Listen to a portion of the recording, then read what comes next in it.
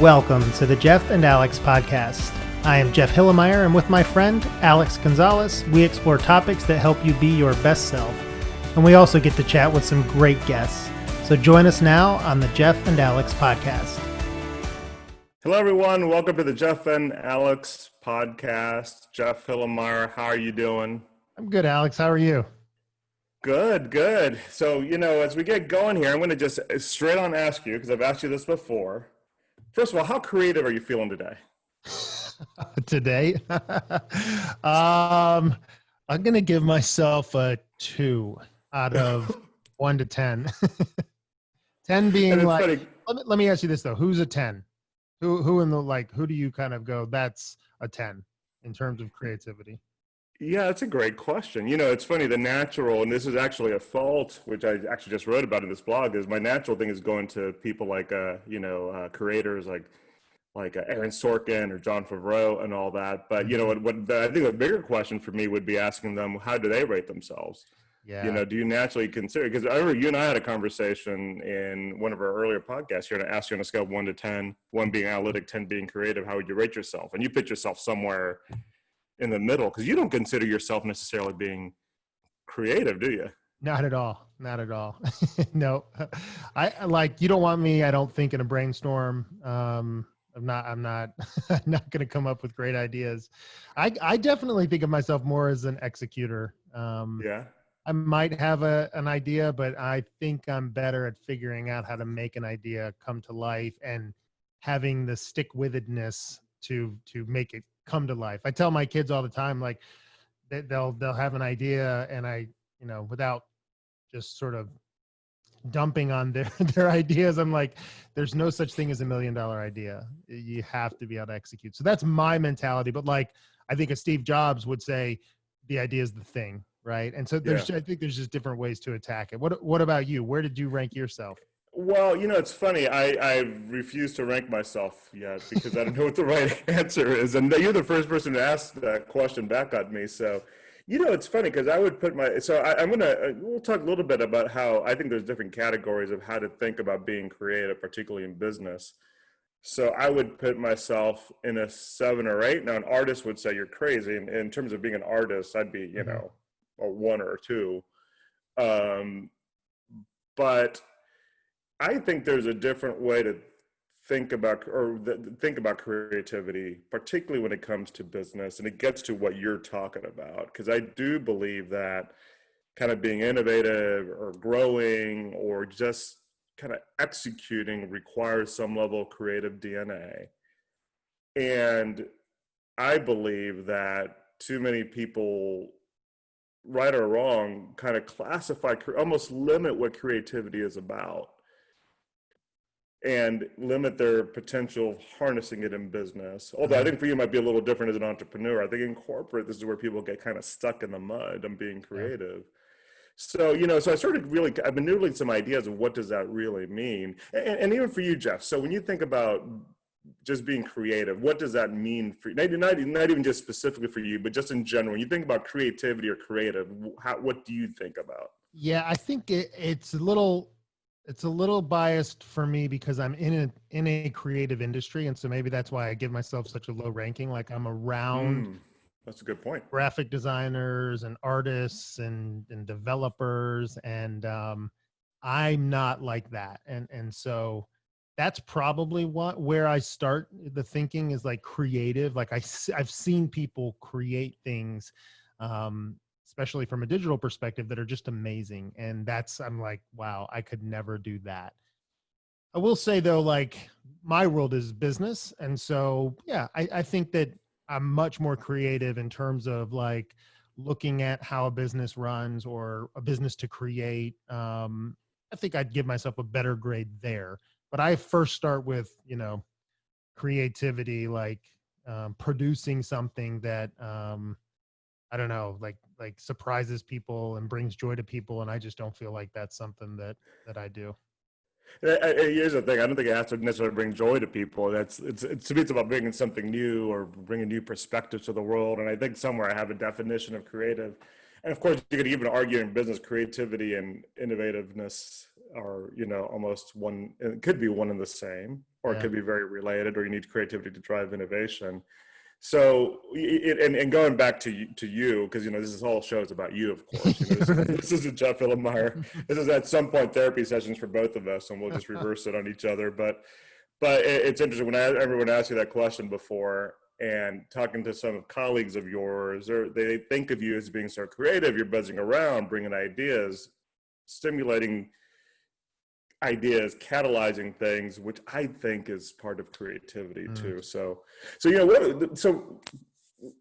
here's how I actually think there's three categories in business around, at least the way I think about creativity. And the first one, and we could talk a little bit about this, but the first one is about what you just talked about. It's being an artist and designer. I mean, that's kind of the obvious. And in big corporations, you have your creative departments. And I think if you ask some people, they think, oh, marketing, that's where all the creatives are and all that, which, by the way, I think is highly limiting and also highly devaluing sometimes of the people in those departments, because sometimes I don't think they get tapped beyond doing the design.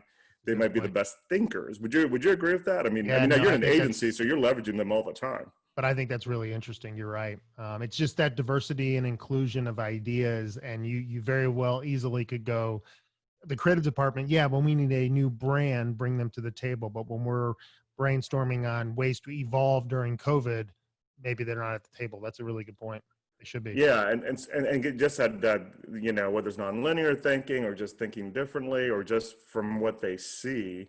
And it's interesting, even in creative and artists and in design, I always encourage corporations to even go outside to, kind of get, because part of the beauty of a creative is being able to see a wide, range of things. But then the other thing is, and I'll list these two at the same time, but one is being a provocateur, kind of that disruptor. So you don't have to be an artist or designer to do that or have creative skill, because I know for a fact I've I've created some disruption, and you have as well. Provocatized without any ability to do anything artistic whatsoever. But the other is being a curator, which I put you in that bucket. And this is where I put myself in this bucket of being a curator and provocateur, because I think a curator is creating the environment to be creative. And so, when people, ask about that, so going back to your question, and my kind of suppressed, unrealized dream of being a movie producer, so we're going to do it through all these podcasts, right? But I think if you think about what that is about, it's that really inflection point, creating an environment that creativity. So in a movie set, you have to have an environment where writers are able to write and directors can get their, visions realized and actors could perform, but then colliding it with budgets and constraints and distribution. I think there's a need, and there's some people in business that do that all the time. But I think there's also a need in business to recognize that has to exist to bring the full creativity out in a business environment. Do you think, though, do you think there's a correlation between, quote unquote creative, I'll put creative in italics, and execution, bold font? Is there a difference there, or a contrast there of, like, the more creative you are, the less of a detail-oriented executor you are, and vice versa? Detail-oriented, I think, and executor, I think are two different, could be two different things, right? Because I think you could be good at executing and maybe not detail-oriented. I think this is where sometimes we have too much of an excuse for not really realizing what creative could be. So I think there is this perception sometimes that being creative means you don't execute, or you're an idea person and don't execute. I think that question I ask about 1 to 10, are you analytical, process driven, or 10 creative, is really a trick question, because the reality is you could be both. So I think you could be both, even if you're not an artist per se. But I think both can and should coexist. In fact, I would argue that if you're in managing a creative group, or if you consider yourself creative, sometimes the danger is using that as an excuse for not executing, or the other side saying, well, I'm not going to tap into this group because they don't execute. And I think that's one of the flaws we have. Yeah. And I think both can exist. And to me, it's about how do you unleash that potential of thinking creatively and openly and bringing influences into it. Mm-hmm. Yeah, no, I agree. So, In my mind, there's some sort of connection there, but actually, when I think about one of the most creative people I know is our creative director, and yet he is extremely organized and always executes. But he's you know, again, one of those creative people I've ever met, and I say that from that standpoint of being able to certainly from an artistic standpoint, but also from an idea standpoint. So yeah, I guess there's not as much of a connection as I originally thought. and you know, it'd be interesting with your creative directors how they rate themselves and be creative, and Mm, they might even think of other people as a. Now I could be totally wrong. They might say, "Hey, I'm on a 15 on a scale of 1 to 10," but also, you know, part of their job as a director too. Reason why you put them in a director role is because they're also able to execute and get things done and coach and mentor definitely. creatives and so forth in Yep. that process too. So I think you have that curator, and you know, interesting on the execution piece. You know, both you and I are big fans of The West Wing, Yes. and of course Aaron Sorkin being an amazing writer, but he was infamous for not being able to not being. It's not about not being able to complete scripts, but he was so just in time on the script. So Uh, usually, you know, on a show like that, they get the scripts, you know, several weeks ahead of time because the director's time to visualize it and all that stuff. He would be like, they would be getting ready for a table read and be delivering a script. yeah. So, you know, is that his creativity so much that he wasn't able to do it? The reality is he had actually two shows he was writing for at the same time, and his creative juice came from certain things, but he ultimately was delivered it. Hmm. So, you know, so I think there's different perspectives from it too. But there's When the you other talk, dimension though that I'm sorry, go ahead. well, I was just going to ask you about the provocateur angle. So Yeah. I get the artistic, the sort of the first one. I get that sense of creative, and I guess talk about the provocative versus the curation. How do you distinguish between those two? Yeah, so it's interesting. I was at a one point in my career at an insurance organization, not exactly the most, you know, known to be the most creative organizations in the world, but part of the role was to help drive innovation, help drive customer experience, and all that. And I remember having someone in there, and this great guy, and he was creative thinker. And to be honest, I have no idea if he had any artistic ability Mm, whatsoever. But I know he's an incredibly creative thinker, and thought, to use a kind of an old adage, thought outside the box all the time. But I remember he was so essential to have on the team because he was, as I think back, a provocateur. So constantly questioning and challenging the norms, constantly thinking, mm, well, what if we did it this way? And sometimes it seemed just out of the norm and random, but the reality it was different.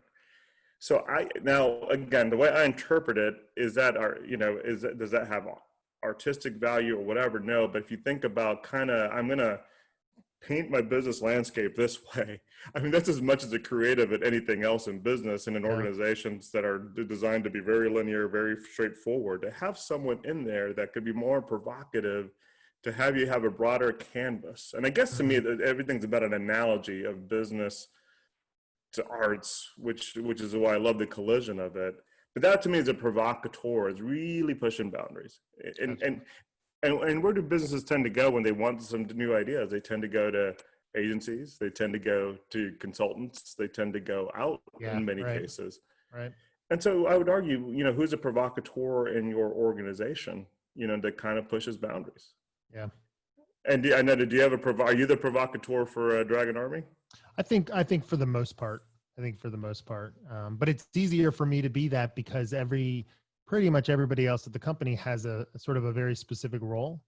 Yeah. And the more you move into leadership, and we're small enough where the leaders of departments still are executing and delivering. So I think I have the freedom to be, you know, the sort of contrarian a little bit. Um, but I think it's in a lot of my team. I mean, we definitely, you know, we think of Hmm. ourselves as creative problem solvers. That's how we sort of define ourselves. And I think to do that, you have to be able to question norms and break down walls and so forth. So Now, that's interesting. You talk about creative problem solvers, which is almost, a lot of this kind of packaged into one. So do you, maybe test is the wrong word, but do you screen or test for some sort of creative thinking or creative ability as you bring people on board? that's a really good question, Alex. We do all the typical things of like, checking to see if the person can do the job. Right. We work hard not to limit that to have they done the job before, specifically, because that's an easy trap to fall into, especially when you're focused on diversity and inclusion. Hmm. But we work hard on the culture side of that equation to make sure that the person's going to be a good fit. But within, our values are more about how to behave. I don't know that we really dig deep into creative problem solving in the interview process. Now, of course, maybe my team members who do a lot of the interviewing would laugh that I don't know that we do that. So maybe we do have ways to do that. I And just maybe don't the know that. combination of those cultural attributes you talk about lead to that. And perhaps Yeah, the things that make a dragon a dragon, a dragon army is naturally to bring that into it. could And I be. think there's some comfort levels too. Now, how do you think, because you work obviously very closely with CMOs, and we both, of course, Mhm. know many CMOs out there, but when you think about the kind of spectrum of CMOs, do you view them as the most creative executives in a company, or or do you view the full Do gamut I in do terms I of think that? they are, or do I think they should be? Both questions. So should they be, and are they, in what you see? Um, I I don't think they are. I don't think they are. I think they're. I think Hmm, because of the nature of the role and the pressure that's put on CMOs that's to interesting. deliver results, like you and I both know. I think it's like the average tenure of a CMO is between 18 and 24 months, which is a Yep. very short period of time, and so I think CMOs naturally, and we know people in lots of different roles, and I would guess the ones that are moving between positions the most are our chief marketing officer friends. And so I do think that there's pressure there that maybe hurts their ability to think outside the box as much as they have to deliver results for a CEO. Um, so I don't know that they are. I think that they should. I think there should be an element of that for sure. But they probably need to your going back to your point of provocateurs within their team Right. to listen to. I remember Paul Brown, Yeah. CEO of Inspire. Um, he told me once that if he goes to one of his leaders and is suggesting new ideas, then something has gone wrong. That they should be coming to Hmm. him and challenging him on the way things are running, not him challenging them. And so I know he tries to bring in executives that do that. That can be a hard thing to do when you have a very significant leader like him. But I think that's what I would, if I was a CMO, I would want to be able to think creatively for sure, but I would also want to put people around me that challenge all the time and are always asking the right questions.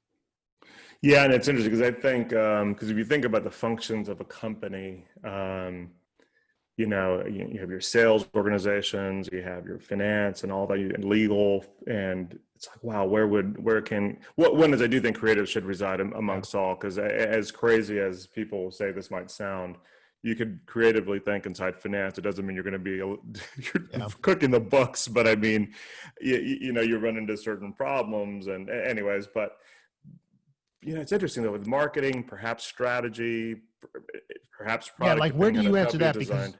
Because you certainly have been in the marketing world, but also I think of you more as on the strategy and Yeah, really innovation side of things.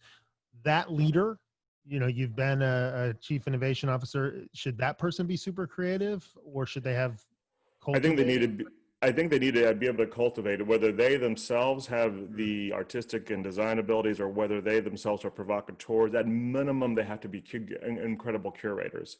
And I do think, particularly even for CMOs, so whether and you and I discussed the range of CMOs, and there's a lot of discussions about what that role is about, and it could range from being just kind of traditional promotion and advertising all the way to being a strategist and the growth leader for the organization, and hopefully more towards that end.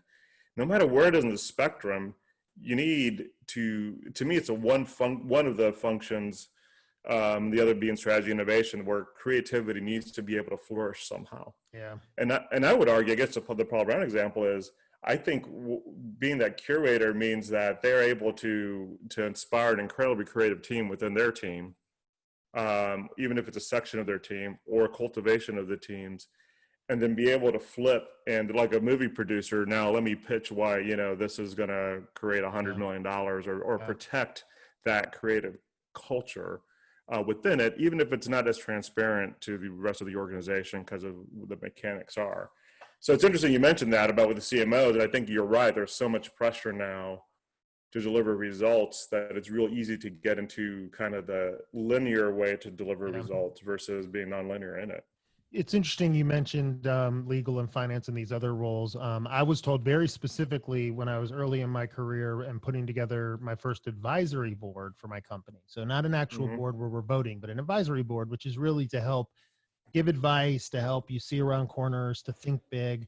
I was told very specifically, don't have anyone from a legal perspective on that in that group, because their whole role is really to protect you. And so if, they're trained to look at all the problems, which is very important, as you know, in business, to have somebody doing that. But if you put them in the room, and I don't know that I would ever have used the word creative, but that is essentially what an advisory board should be. It's a creative group thinking about your business. And if you put legal in there, they're wired to everything, that's being discussed, go, oh, here's all the ways that can hurt you. And again, that's a very important role. And I love my legal friends, but opposite almost of creative, right? Right. Well, but it's interesting on that though. I remember when I was running a business unit, and legal is an important part of that. There was the aspect of having good folks in legal, and just like in any other function, the easy answer is always no, right? So here's the thing. What's it? No. The more challenging, and you could answer, as you could say, it's a strategic or more creative answer or whatever, is here is the risk, but here's how we might be able to do this. Yeah. And then understand there's always boundaries where, okay, now we're breaking a law or breaking contracts or whatever. There's a limit, but there's somewhere in between. Yep. And this is where I say that there's some aspect, call it creative thinking, creative problem solving, whatever it is. I think that even it could exist in legal, in terms of, here's the parameters are working within. The easy thing is to go this direction, which is a hard no to, let me get you somewhere here, and then you as a business leader make a decision. That's right. Yep. Now it's interesting talking about lawyers too. And I love that you mentioned that, because I always, and people are always surprised when I mention this, but to me, one of the more kind of creative brand builders here in our hometown of Atlanta is a lawyer. And you know him, but if you look at the growth of Atlanta United, in fact, I happen to be wearing their shirt as we record, they'll be playing tonight. But Darren Eales, is a lawyer or has a law degree. He came on the contract side. I forgot that. I think that's amazing, because he is very creative in the sense that we've been talking. Yeah, when you think about it, he's a curator. I mean, I think he has incredible ideas himself. Now, I doubt, I could be totally wrong. He might be incredibly artistic and all that. I have no idea. And I know he appreciates the arts and all that, but you think about what he had to do to creatively problem solve, but also at least creating this nurturing environment that he has some incredibly creative people around him in marketing and brand and customer experience, to build this Atlanta United brand in a very different way. And I can't tell you how many times, and by the way, especially in the marketing world, when I mention Darren's background, people are shocked. Yeah. I've had very senior marketers go, oh no, he's obviously has a marketing background. I'm like, no, he's a lawyer. Now, he hasn't been practicing law, but the point being is that, I'd like to say that all those constraints in his brain, he has all these things, and this training combination of his life experience led him to think the way he is. But so I love looking at that. You have someone like, Ford Fry, who's a chef, and you think, well, clearly he's going to be creative, and he is. But by the way, he's also a good business guy. But then you have someone like Darren, who's, the unsuspecting creative, I would argue. Do you wish, because I know you as you said, you've got a blog post, you've written about creativity. Yeah. Are you happy with your level of creativity? Do you wish you were more creative, or does it get in the way sometimes you're too creative? Um, so I wish that throughout my career, I probably unleashed it more. Mm, I didn't realize, and again, I don't, someone will say, you're not creative. And you're right in the traditional sense of being artistic, but in terms of being nonlinear and being able to be comfortable with the open canvas, to create something new, very comfortable. And I wish throughout my career I've unleashed that more. mm, And in terms of where it is now, I think I'm at the point of I'm starting to hone it and nurture it and be more comfortable with it. And it's interesting in this journey too. I'm starting to appreciate the arts more, which I think is interesting too. yeah. Particularly on the writing side, I've really become obsessed of, particularly when it comes to screenplays and all that, of understanding who is the writer and what's the artistic element of it, and what were they thinking when they were writing this. And I find myself now, which is kind of cool because now it's kind of led me into other life passions.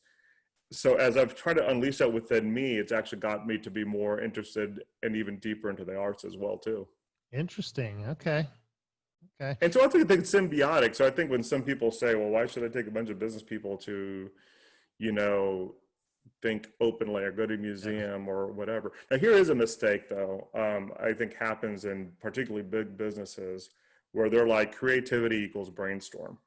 So we're gonna lock some people in the room. And I think there's an IBM commercial several years back that kind of made fun of creative agencies or creative innovation firms. That's all they did, right? And so they're trying to make it like we do more than that. But they would say, hey, we're getting people in the room lying down, closing their eyes, acting like they're in meditation, and just think up ideas. So I do think that I do get frustrated when I see companies, or frankly, I see sometimes consultants who just go in to say, here's a brainstorm, Yeah. we're done being creative and we're done. Brainstorming is super important. It's a continuous part of any process. Ideation is important. Sometimes it's more complex. Sometimes it's multiple days, whatever.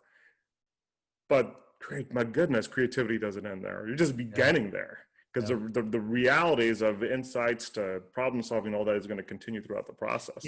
It's interesting though, that example is the exact reason why I say that, like, I try to focus more on execution and following through Mm, than big ideas, because as you know, there are a lot, whether they're lying down with their eyes closed, but there are a lot of those brainstorming meetings, right? And most of the time, I would dare say over 90% of the time, any leadership team or executive team that has an offsite or a brainstorm and they come up with this great idea or this handful of great ideas, they almost never follow through on them.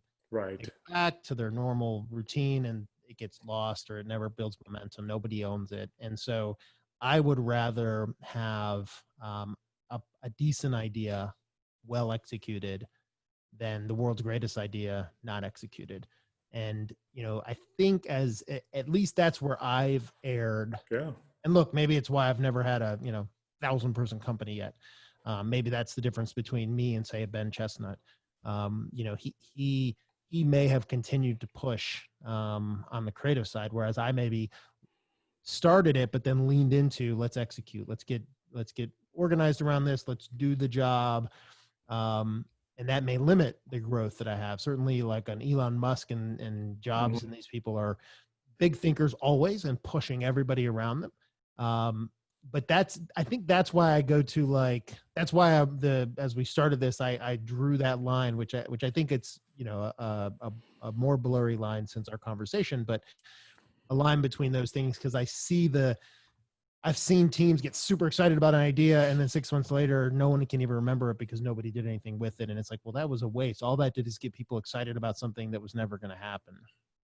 Yeah, and it's interesting. You mentioned Ben Chestnut, of course, we've had on the Disruptor Studio, and we talked specifically about creativity and creative process. I think his company nurtures creativity within a company better than anybody else I've seen, or I'd put it up with anybody else. But he specifically had mentioned it isn't about the one big idea. It's about constant iteration, and he calls it I forget if it's his toolkit or kind of put it in a sandbox, whatever it is. But you talk about that they're constantly trying to inspire ideas or get their employees to think of things. And as you said, that sometimes it may not be the right time for it, but they always have a place to put that idea. Yeah. And it could be something that comes down later. So it's almost it's like he's creating a repository of smaller ideas that could end up being something big. And I think that's the key, because I think you're right. I think too many times these quote unquote brainstorm sessions, one time, first of all, if you think about what Ben just talked about in MailChimp, it shows that there's constant iteration of ideas happening throughout it, because you learn something. When you talk to a customer, that's when sometimes the best ideas come in, not when you're in a brainstorm session, right? It's just when you're at your desk and a problem comes up. Yep. But I think with the brainstorm, it is sometimes going for that singular one big idea. And I think and then two, it's not tied to any of the processes of the companies. And I think that's usually the flaw. And when you talk about strategy processes, how do you tie this ideation to accountability to what you're going to do down the road? But I think those ideations should create a portfolio of ideas or a range of ideas or spectrums of ideas where the big idea could be here, but the real idea is somewhere not close to it. So I think that's, but then again, you go back to these brainstorm. I think this is where it's sometimes, and even for executives, I've talked to those who facilitate those, sometimes it gives, creative thinking a bad name in companies, because you have a CEO going to, like you just mentioned, what did I get out of that? Yeah. Or is this Yeah. a retreat, just a vacation? And I think this is where how you structure that is really important. And I think it's more important to have the DNA, the talent, the people who are constantly thinking and connecting into something creative when real problems occur. I think Yeah. that's the real power of creativity. That there's a phrase that I love, which is not concession. When everybody agrees, I can't believe I can't think of the word. When everybody gets to a point where we all agree in the room that this is the idea, Oh yeah. that's Yeah, you got me blocked. Yeah. that's the enemy of innovation. Groupthink. Consensus Consensus and groupthink.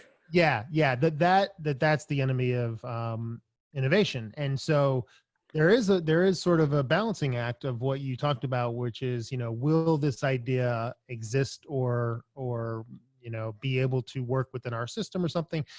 You got to be careful with that, right? Because too much of that, the idea will never come to fruition. And this is why I think it's really important to have provocateurs in the organization and have people who could push boundaries. And especially if you are going to organize some structured brainstorm, whatever. One thing is, it's never going to happen in 4 hours. I've heard people, hey, I'm going to have a 2-hour brainstorm. I'm like, okay, what are you? You're just having a meeting. You're just having a meeting with an extra break.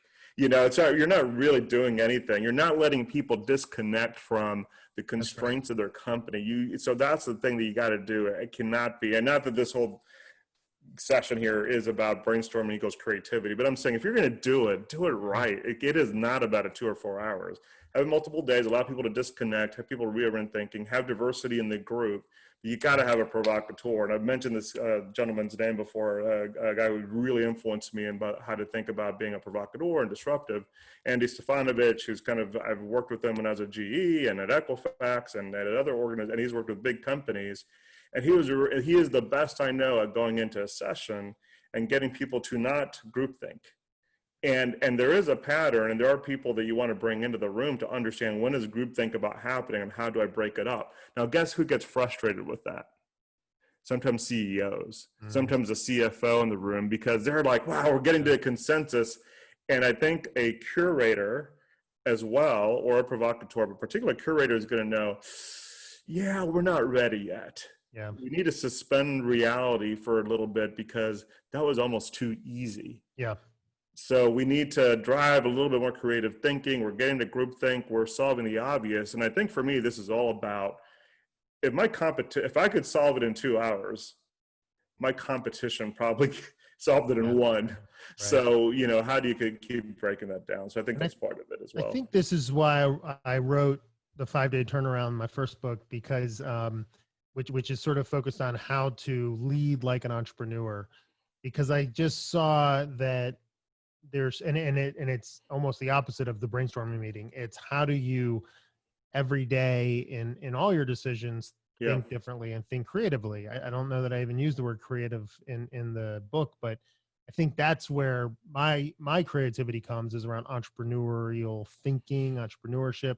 But that to me is like, you can have your big brainstorming meeting and come up with the world's greatest idea, but if it's not inherent in sort of the way you lead day to day and the way your company behaves day to day, then A, it's probably never going to happen. But B, those little moments of Yep. creative thought that need to happen just aren't going to be there. Everybody's going to be protective, and it's the innovator's dilemma. It's like, we've built this great thing, now let's protect it, protect it, protect it, and not continue to innovate and think differently. So I think it's the rare company that grows that is able to. It'll be really interesting to see MailChimp the next 10 years, and as they continue to get bigger, like, are they able to keep doing that? I think they will, because they've got that core DNA with Ben and Dan, but like, that'll be interesting.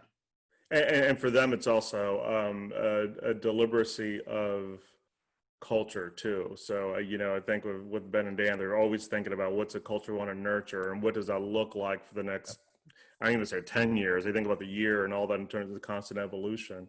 And I think that's always a big gap as well too. And by the way, I think it's also important. It let let your employees experience, life, let them explore arts, let them have field trips. If they're going on a business trip, let them really see, through the eyes, almost like a curator, let them just bring all their experiences into it. Cause I think that's what great artists do as it is.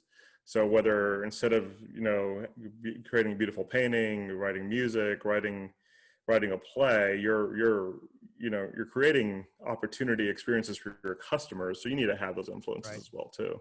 That's right. So well, good. Well, Jeff, now I think we've determined that, you are, probably like a 15 on the scale of 1 to 10 when it comes to being creative. I was gonna upgrade myself from a 2 to a 3, but we'll keep working on it. Well, we'll maybe have your entire team show up in one of these shows, and we'll do like a self-evaluation, and Yeah, have different attributes we could measure on. That'll be fun. that would be great. But yeah, but good. But look, so good discussion here, and obviously we didn't even get into some of the fun creative things about like our favorite Apple TV shows or whatever, some of our networks, which frankly has been a great artistic outlet to see all the great writing and all that. And to my earlier point, it's been cool to kind of appreciate some of the things behind that, beyond just watching the shows. But so anyway, so that's about being creative. And from my perspective, if anybody wants to check it out, I wrote a blog, and we'll put a link here in the show notes. And especially talking about being a curator, a provocateur, or an artist and designer in companies, it's all very possible. But thanks for listening to the Jeff and Alex podcast, Jeff. Nice to see you again. Yeah, you too, Alex. And we will see all of you again next week. See you later, guys.